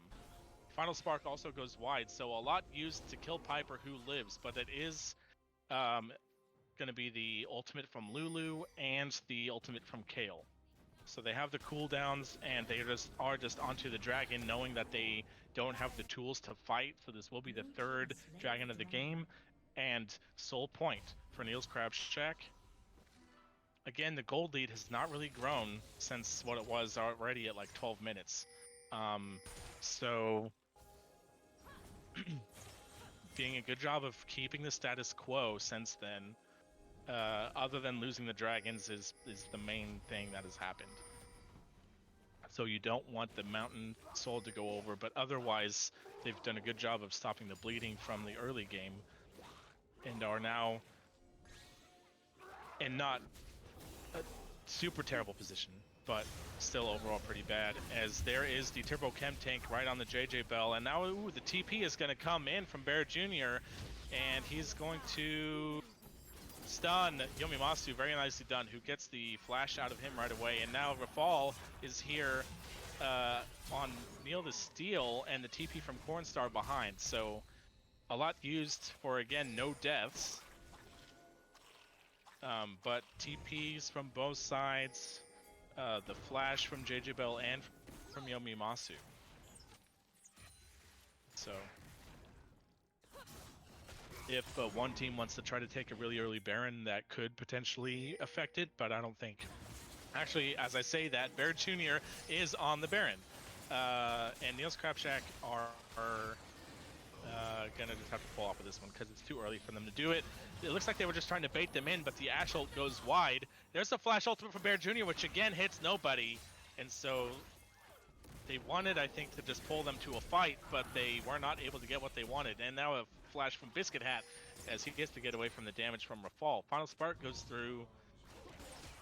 It might have hit Yomimasu to do some damage, but otherwise it doesn't really do much. So suddenly a lot of stuff happening and nobody dying here the last couple minutes for either side. And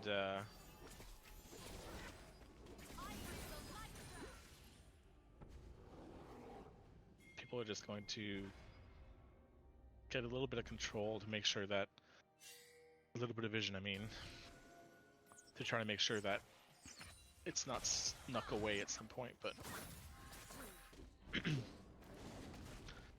we are seeing some second item spikes kind of completed. It is the Spirit Visage for Kneel to Steel, which is a pretty smart item for Rost. Plus, when you look at all the magic damage that Kale dishes out, and Kog'Maw actually does a lot of magic damage as well. The percent health on his W. Meanwhile, Dr. Poggers is just going to get run down and flash. There's the ultimate, and the ultimate from Kale, though, is going to prevent Yomimasu from taking damage. But here's the turn from Kneel to Steel. Yomimasu is just going to get ulted by Lulu, but he gets stunned up and finally goes down to Bear Jr., who's on a rampage. Bear Jr. ultimate is not quite up yet, and the knockup is not going to land, but it is the platformer ball, and Bear Jr. gets the Q. He's going to go in. Kneel to Steel is over the wall, and Kog'Maw dying on the backside. The passive is not going to kill anybody. Kneel to Steel and Bear Jr. now are in a 3v2. The rest of the team is not quite there. There's the kill. Aurelia ultimate finally off cooldown, and he uses it beautifully. There's one kill, a double kill, unofficially a triple kill in the extended fight, and it's a 5-for-1. And Neil's Crab Shack are going to turn that right onto the Baron. So an extended fight started off by trying to chase down Dr. Poggers in the river, but he flashes out, and Neil's Crab Shack on the turn, even after losing JJ Bell, getting their ultimate cooldowns back, and cleaning up very nicely with their gold lead, and they're going to make that balloon hugely here. Hugely. With the Baron take. So yeah, massively now, almost to 10,000 after a lead that hovered around 5,000 for probably 8 minutes, is now doubled after one fight. So that will be only the third turret of the game, though, finally taken. Not too much turret pressing going on this game. And CSGAP did use this opportunity to take control of the vision in the bot side for this fight for Mountain Soul. But with the resets coming in, and now this massive stat bonus from the Baron buff and the items they were just able to buy, this seems like a fight that I don't think CSGAP really have much of a chance to win. Which is bad news, considering it's going to be giving the Dragons the Mountain Soul over. I guess you're kind of hoping for a steal from Yomimasu. Neil's Steel is going very deep, and he is by himself. He's going to ult and buy time, and now he's going to dash back out of it. Stun is going to hit Cornstar, but that pulled their entire team down away from the Dragon. Now Yomimasu is in the pit, and their smites are even, but it does go to Neil to Steel, and that's Mountain Soul, and that is the first kill taken now. They're going to chase this down. There's the slow on the Piper. This is the massive 3-man knockup from Neil to Steel's Rost, and they're going to keep this going. That's actually a double kill for Biscuit. Had the long-range stun, and Gurk7 is going to flash, but I don't know if he's going to get out anyway. The chase potential is really strong. Bear Jr. gets the Q onto Rafal. The Kale ultimate is gone. Flash. Bear Jr. is still chasing this. Final spark is going to be a rampage for Biscuit Hat as Gurk7 goes down. Rafal lives for now, but he is the only one left with Yomimasu, who was trying to push out the mid lane, but the TP from Bear Jr. to prevent him from pushing that out, and now they're going to shove in the bot and the mid lane at the same time with the Baron buff, and Yomimasu is just on the enemy Gromp instead of wanting to defend. I guess he knows he can't really defend anyway, so he's going to pick up what gold he can by stealing some camp. That was the bot lane inhibitor going down, and they are not going to stay around for the mid lane inhibitor. So the base broken into, not completely in shambles yet. Wow, the sliver of health actually remained on the mid turret. Maybe they assumed that the minions would finish that one off. Regardless, Yomimasu finally failing his recall, who just took the entire blue side jungle as you took our base and killed my teammates and took all the objectives, so I'm just going to steal a few camps in revenge. However, still definitely in favor of Neil's Crab Shack, because they have a massive lead now. Close to 13, it's actually about 12,500 gold. Multiple members on their team now are getting close to the third item. Karma has her third item, but that's just because they're support items and they're cheap. But 2.5 I would expect third items to be coming in soon for Dr. Poggers, Bear Jr., and Neil the Steel, versus 1.5 items basically on everybody from the other side. Kale does have the Rift Maker now, and Kale is 2 levels from 16. So if you're able to survive long enough for level 16, and you have those 2 items, maybe if you can protect Kale long enough, you have a chance. That's what CS Gap is hoping for. As Neil the Steel is a little far forward, but he's not really in any danger of going down with how tanky he is. And Yomimasu, again, kind of abandoning the base. He picked up some gold by pushing out the bot wave minions. Now he recalls, he's down here. But that is going to be this inhibitor turret going down in the top lane. And here's the final spark that chunks down Piper, resistance to half. And Cornstar goes in to try to delay it. The Kale ultimate actually almost kills Biscuit Hat, but that's a really good Zhonya's. And Cornstar is now just distracting and trying to buy time. He finally goes down to Biscuit Hat. Here's the turnaround. Kale does not have the ultimate because he already used it on his mid laner, and he's going to go down. Now it's a 5v3, and they're going to have this minion wave here in the top lane. There's the inhibitor going down, and they are actually pushing for the win. They really want the keep the playoff hopes alive here, and Neil's going to try to go in. He does get stunned, and he's taking a lot of damage actually from this Cogma, and he actually goes down. Could this potentially be the turn? Piper is finally now getting hit by Dr. Poggers, and he goes down, and the flash to try to finish off, and finally Yomimasu does go down. So it looks like the miracle-based defense was a chance, but it does not come through, and that is going to be, oh wait, okay, never mind. That is going to be Neil's Crab Shack holding on here for dear life as they go to 4 and 6, and they are not eliminated yet from the playoff hopes. Such a strong game 2 there.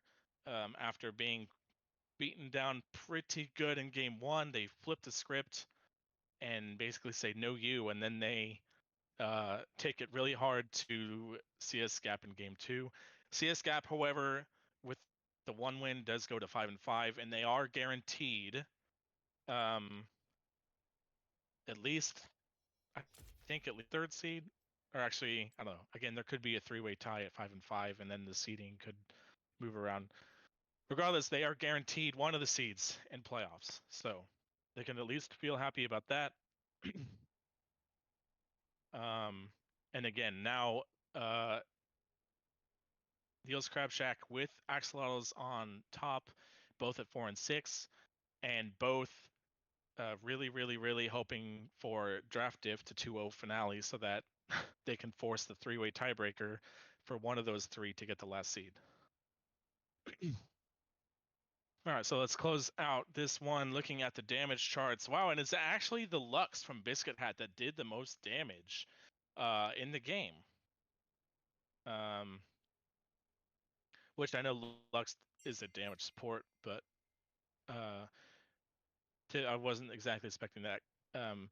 Neil the Steel on his patented cane, doing very well in the damage as well. And pretty respectable numbers actually all around on their team, even from a Karma who built support items, doing a lot. So let me start going over to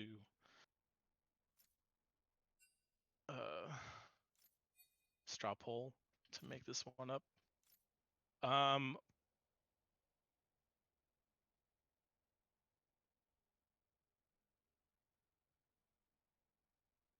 see.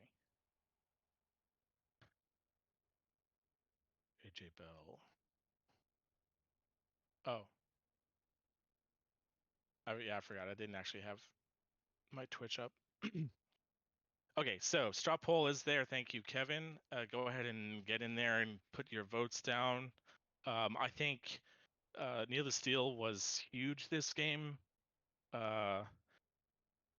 After seeing Yomimasu pop off game 1, he said it was his turn. He got his favorite champion again, and as early as level 2, getting a kill there in the mid lane, and then just not really stopping from there.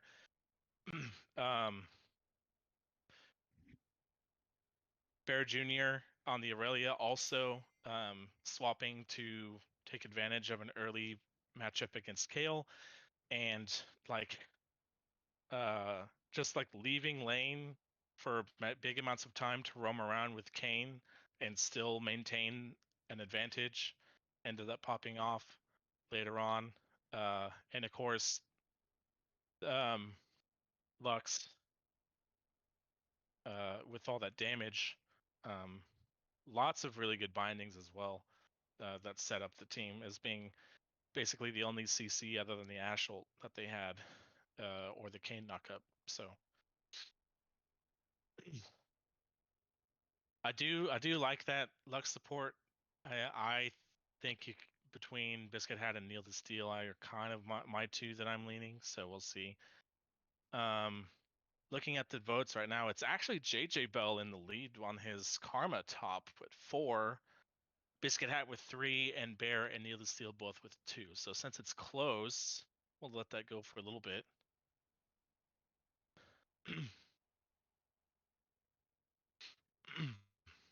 Yeah, and just a reminder, it was Yomimasu with his massive Rumble play that won Game 1 MVP.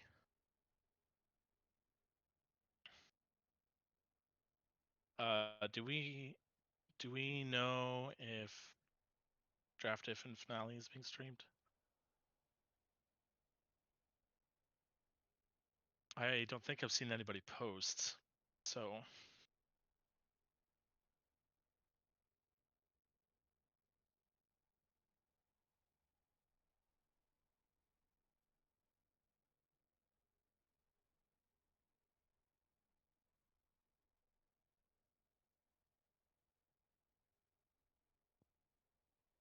yep. So we haven't had any more votes, and it was still close, but 4 votes will win it for JJ Bell. So congrats to JJ Bell and Yomimasu. And we can go to player of the game 1, I guess.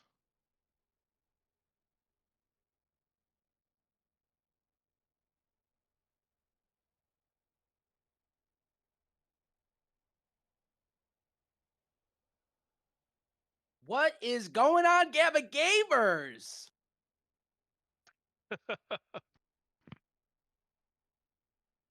What is poppin', everybody? Thanks for everybody that tuned in, and thanks to you guys for casting. I just feel like we need to give you guys more love for doing this and taking the time for a game that isn't your own. So thank you. Can we get some thanks in the No chat? problem. Get some thanks in the chat.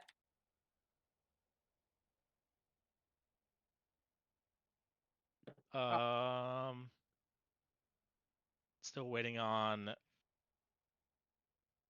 Yomimasu if he wants to come up here. Hey, shout out But to JJ Bell. Albel. Shout out to Albel, my girlfriend, #1 fan. Thanks for being in chat, babe. There you go. No, not yet. Oh. Hey guys, Hey, member. did I win game 1? Yes. Unfortunate. Should have been Rafal. He had a very strong case, Yes. I thought. I thought so too. I thought between you two, it could have gone either way. Yeah, but my team was like, no, you did the most damage. I was like, I'm the only magic source on our team. Of course I did the most damage. You're almost yeah. scary. All right. So, well played to both of you guys for pretty much trading stomps, basically. Yeah, I would say so. They did really well. We played like we didn't play like gorillas. We played like baboons in game 2. So it's just a different type of primate animal depending on how well we do. The baboon to gorilla scale, I guess. Yep. I spent a bit of time talking about obviously playoffs coming around. So first off, congrats to you, Sean, for securing at least one of the seeds in playoffs for Yeah, sure. correct. Yes, correct. And congrats to JJ Bell with that win. You are still alive. Right, we need that 2-0. From finale. Hashtag from draft draft diff in the chat. Oh, Hashtag yeah. draft diff win Yeah. in the chat 2-0. You're hoping for the three teams tied at 4 and 6 Yep, and for we the all three-way all- tie for we- 4th seed. we all have 1-1 each other too, so it's a little bit of a craziness going on. We would have to. I don't know how that tiebreaker would work. I'll go look at the rules real quick while you start talking. If 3 teams get 1-1, it would have to be like a round robin type of deal. Well, Like a little that like that's what normal LCS would probably do. But what we do here is probably totally different because it'll be really tough. I gotta look for the rules real quick. Just go give me a second. PMA LCS rules. Dum dum dum. Control F tie. Penalties, no. Standings. All right. There's a three-way tied. Teams at the end of the season will be determined based on the following: head-to-head for all of them. If they're still tied between two teams, they will play a one-game playoff to determine the higher seed. What? If there are still two teams tied. Oh, okay, hold on. If no tiebreaker can be determined, the team with the fastest overall average win time would be the higher seed, and then the lower two seeds, I believe, don't make it. I think is what it is. I don't know. I believe that's correct. So we would just go off of which of the three of you had the fastest game time?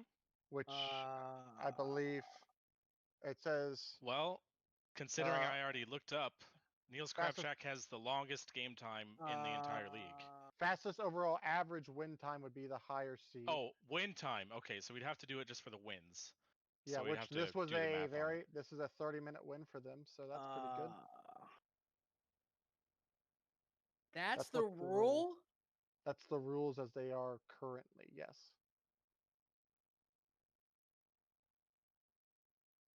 All right. Yep. Okay. Well, So we will, I guess, have some figuring out to do depending on this finale versus draft diff match here. There could also be other three-way ties. If finale go 1-1, it's a three-way tie between Yeah, BLR, CS, SCAP, and themselves. right. But I believe you guys 2-0'd BLR. BLR. So we would So have the you would head-to-head like, over them. yeah, but those two would be Tied. So we would so probably then, get second seed. and then you think they would I play think it's one game for third and fourth, something like I that. believe, yeah, because if there's a two-way tiebreaker, the head-to-head matchup will take effect, but they tied. If the head-to-head matchup was 1-1, then a one-game tiebreaker will be played scheduled no later than a week from after the final match of the season. Gotcha. Yeah. Well, I didn't have too much stuff about the. One thing I did kind of notice, both teams were kind of not not a whole lot of front line, not a whole lot of like easy engage options. Well, I mean, okay, game one they had like the solar flare and the Asholt. Yeah, I was about to be like Ash, NCS. Ornn. So they had that one, and the Ornn, which was blocked usually by Braum, but Yeah. but not a lot of, especially game two, I guess, more like. So do you just think the meta right now is so that you don't have to always have like big front lines, or is that just happen to be like the champs you guys played? I think it's more the latter rather than the former. You just try to make a comp that fits both what you play and meta, and when it works out together, then that's fine. But like, you know, uh, Alistar is like a really, really big pick right now, and like neither one of the supports play it at a. They play it, both Biscuit Hat and Gerg 7 do, but it's not one of their like. If you were to make a tier list of their priority champions, right? It's not like it's not like a Mammoth, right? Mammoth would be like, oh, give me Alistar. Yeah, it's not So like a pack or diehard Alistar, right? yeah, I've never seen his Alistar set. I'm kidding. I just remembered you typing in Twitch chat. Yeah, but that Alistar was really good. Look at that. Woo. I also forgot played that. it both games yesterday, but anyway. Oh, nice. Well, yeah, I just remember the one that I think I was like like rebroadcast casting your game, and you were just typing in Twitch chat, so I thought it was funny. That's all. Yeah. Got to be your own hype man. I get it. It's cool. Yeah, yeah. Nobody notices me, so I have to Oh, do it shut up. myself. I noticed you. For casting this game, thank you, and then for streaming, Kevin. I really appreciate both of y'all for doing that. Really helps out a whole lot. Yeah, any questions from chat or where's what? Where's he at? What's All it like right, to have such a everybody. It's thick been donkey? great. Thanks for Don't the know what that game, means. Sean. Peace Yeah, out, you too, everybody. JJ.